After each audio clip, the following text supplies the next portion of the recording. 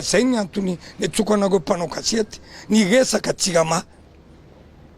fa manimba ny fitondram-panjakana io manimba ny mpanao politika rehetra io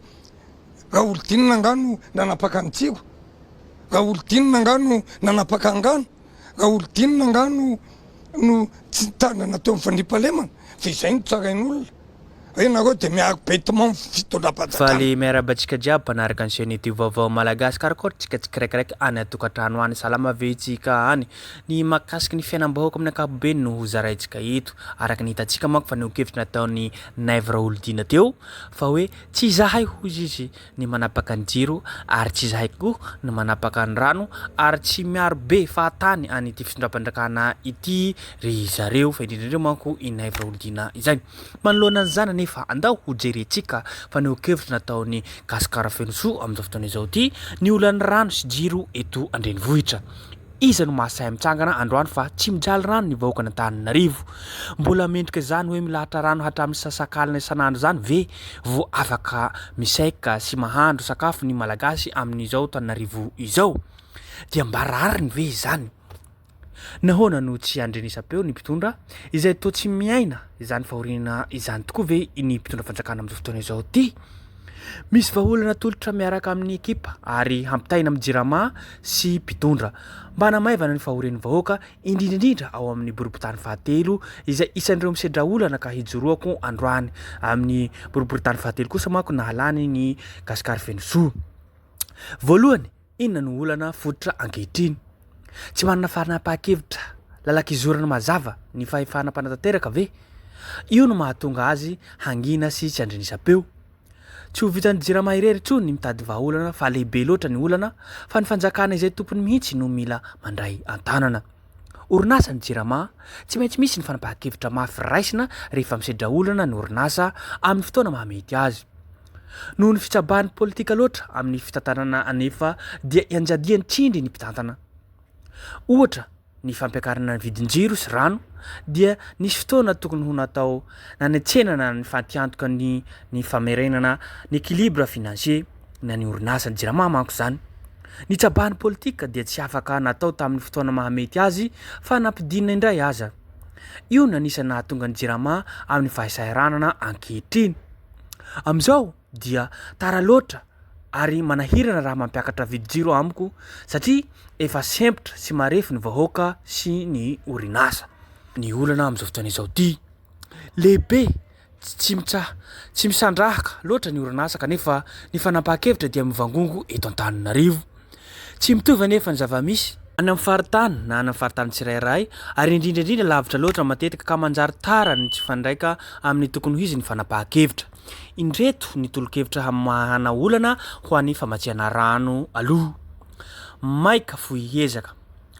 ataovy mangarahara aloha ny tena olana misy hazavaon'ny vahoaka hoe maninona no ao anatin'ny volana vitsy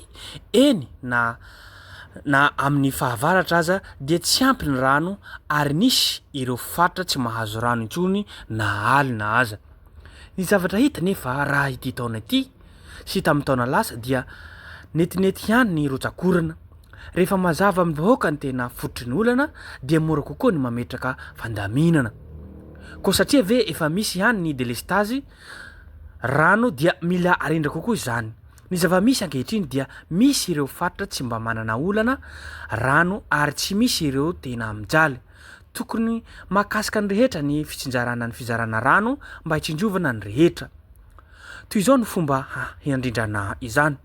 farafaratsy mba mahazo rano tontolo andro ny tontolo alina intelo na nindroa isan-kerinandro ary amin'ny andro mitovy ny fokotany rehetra eto Antananarivo sy ny manodidina ary atao mazava tsara ny andro anaovana izany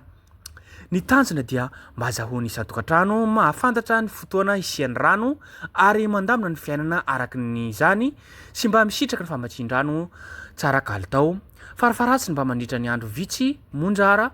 ary indrindrindra miomana amin'ny fanangonana rano ka tsy voatery ilahatra rano amin'ny sasakalina intsony mba azahoana manatanteraka zany dia afantoka amin'ireo toerana voatondro hahazony rano mihitsy aloha ny famatsiana jirama isan'andro mba hampahomby ity paikady ity dia entanina may aloha ny isan-tokantrano hiomana amin'ny fanangonana rano marimina fa vahaolana vonjemaika io fa tokony hametrahana vahaolana antony ny ezaka sy lavitra ezaka ny jirama hamahana ny olana. Ny jirama dia tokony hanapakady paikady na plan investissement mazava ary hametrahana tetiandro hamitana ireo fodrafitrasa hamahana ny olana ireo antony sy lavitra ezaka. Atao lahara-pahamehana ireo fodrafitrasa hampiakarana ny famokarana. Tokony hazavaina kosa ny fampiasana ireo fanadiovana ny rano madinika napetraka amin'ireo reny rano manodidina n'Antananarivo ary noheverina fa hamahany olana kanefa toa tsy hita loatra ny fiantraikany izany.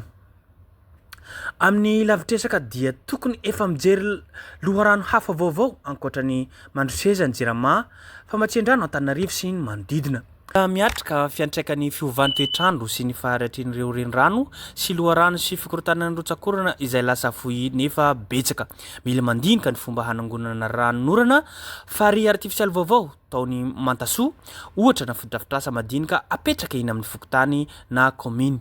Miantso ny fanjakana fohy be sy ny jirama hanao ny famahana ny olany famatsiana rano madio ho lahara-pahamehana eto amin'ny firenena. Gascar Fenosoa sahay mahitsy feon'ny Vahoaka. Izay no fanahoan-kevitra nataon'ny Gascar Fenosoa izay olana manjady amin'ny Vahoaka eto manodidina ny Antananarivo izany. Tsy Antananarivo rery nefa ity tranga izay fijaliana rano ity sy Jiro ity fa manerana ny nosy manerana Madagasikara. Tsisy olona tsy kaikaiky amin'ny réseaux sociaux amin'izao fotoana izao fa ny foibe na mpitondra fanjakana tsy haiko hoe mitady vahaolana maharitra very zareo na mitady vahaolana fohy ezaka very zareo fa to tsy andrenesapeo hatram'izao. Ny mpitantana ny jirama kosa amin'izao fotoana izao dia manana olana amin'ny resaka famatsin-drano satria tapaka n'izany ireo famatsirana rano rehetrarehetra ary tsy misy rano amin'izao fotoana izao ty sy Jiro eo ny délestage. Izay ihany koa ny vaovao izay nataony Gascar Fenosoa ary araka ny vaovao jerentsika teo amin'ny fampidirana teo dia odao jerentsika izay fanahoan-kevitra nataony Naivo Raholidina izay. Nampiaka-peo androany ny solombavam-bahoaka Naivo Raholidina manoloana ny olana misy amin'ny orinasa jirama ny fatapahan-jiro isan'andro sy ny rano. Nambarany fa io olany orinasa jirama io no manimba endrika ny fanjakana ary izany no mahatonga ny vato ratsy azon'ireo kandida solombavam-bahoaka natolotra ny fitondrana tamin'ny fifidianana solombavam-bahoaka faranteo raha ny nambarany hatrany. Ka zay ny antony netsokanareo mpanao kasety ny resaka jirama fa manimba ny fitondram-panjakana io, manimba ny mpanao politika rehetra io. Raholidina angano nanapaka ny tsiro, Raholidina angano nanapaka angano, Raholidina angano no tsy tanana teo amin'ny fandriampahalemana fa izay no tsarain'olona. Renareo dia miaro bêtement fitondram-panjakana nefa izay efa misy mety ataon'ny fitondram-panjakana dia miteraka izahay, efa misy tsy mety dia mijoro izay. Na hiasotry n'inona ary izay député dia ho tsarain'olona amin'ny asan'ny jirama. Azakaky itsika raha tsy voka-pifidianana tamin'ny fifidianana député teto Antananarivo fa nalany ana député ane dia iza Raholidina iza mpanao asa soa iza mpiaro vahoaka fa anisany nanafotoana ny olona ary nanoka ny olona ny fidim-panohatra dia ity jirama ty. Aizako manao fampalezan-kevitra ianao tapaka angano tsy mandeha angano bidon 1 kilometra ianao manao fampalezan-kevitra olona mandoko pone mitomany ianao mahita hoe mpanao vola andeha mariazy